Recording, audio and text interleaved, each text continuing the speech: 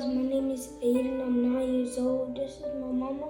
Hey guys, my name is Ayiden, and today we are here to share our story and our journey on dealing with PLGG. I would like to share the story with you guys. Hopefully, you guys can retain any information possible to give you some insight on the good, the bad, the ups, the downs, the positives, and the negatives when dealing with a low-grade tumor. My son was diagnosed when he was 7 years old. He started out as a perfectly normal kid, loved playing basketball, loved riding his bike. He made straight A's and B's in school, and then he started having seizures out of nowhere.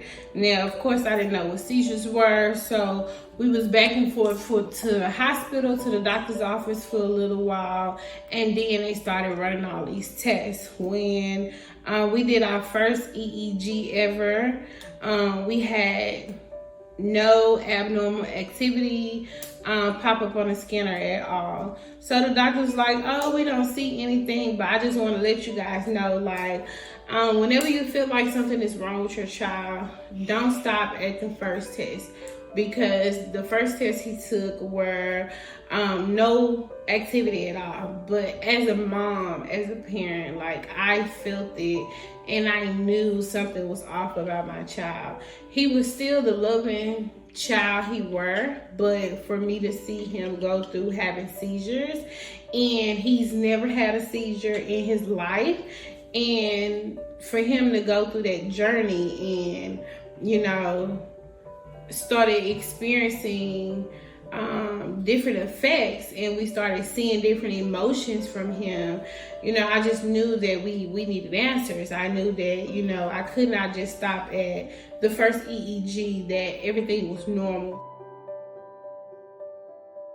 First MRI, they did it with no sedation, no contrast, so it was very scary for him. It was scary for me because I didn't know what to expect. I have never been in an MRI room before that was actually active, especially one with my child laying on the bed.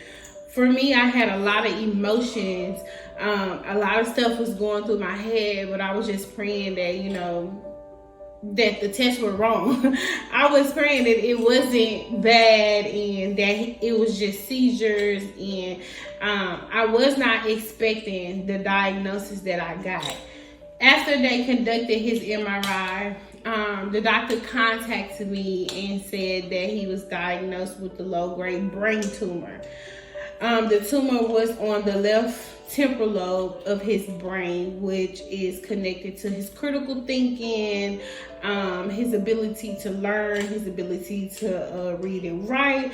Basically, it's a very important part of your brain that allows you to show emotions, and it allows you to think critically and react. Dealing with the seizures and having a brain tumor, he started experiencing suicidal thoughts. He started having a lot of behavior that was unexplainable. And I know, like, this all may seem scary, but I really want to share with you guys in details so that you know, like, you know, it's very hard. It's a very difficult process to deal with. And being a parent that has never dealt with it, especially with him being the oldest child, I fear for his safety, not let alone my safety. And I just wanted my child to be normal again. And I was willing to do anything it took to make sure I got the answers that I needed. I called the doctor. I reached out to several doctors on his behalf, say, hey, I don't understand this. You know, every time I went to a doctor's visit, I had a list of questions.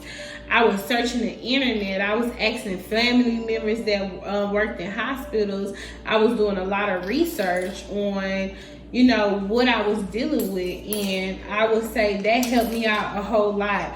Looking up, like, day one companies, research, and getting the information to better help me understand what my son was dealing with. Once I told Ayiden about him having a brain tumor. How did you feel, babe? Sad. You felt sad? Yeah. So he felt sad, but most importantly, his reaction was void. Like, he didn't give me a reaction. I don't think he really understood the depths of everything he was going through. So I do want to tell you guys to talk to your kids, your child, be that support. It's going to be hard. It's going to be ups and downs. It's going to be tough times. We had the support of me, him, and father, and I had the support of family members calling and check on him. I had the support of the doctors, and I had the support of his teachers. Ayiden, what inspired you the most? About what? About going through the whole process. What kept you strong about going through all the doctor's visits that we had to do? I was praying to God that I wouldn't die. Okay. And what else? I was hoping I can get out of there soon. Okay.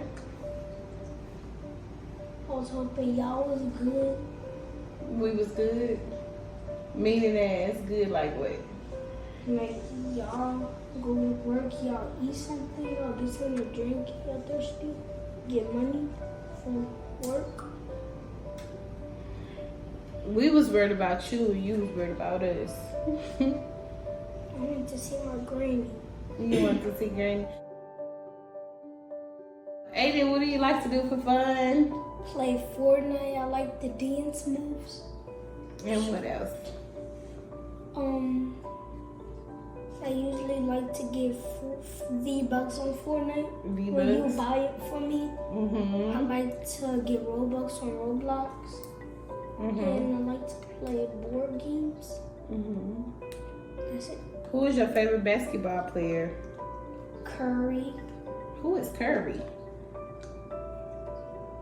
What's it called? Steph Curry? Yeah, Steph Curry. Oh, you talk about Steph Curry.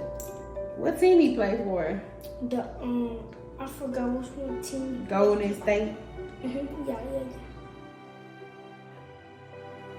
The outcome of us actually going through the process and trusting our doctors and going through the treatment and taking the medication and not missing the doctor's appointment. Although, you know, it may seem stressful at times and it may seem extremely hard, just know that the outcome is not always a bad outcome. It gets greater later, and just know that as long as you trust your team and your support system and you have that faith, everything is going to be okay.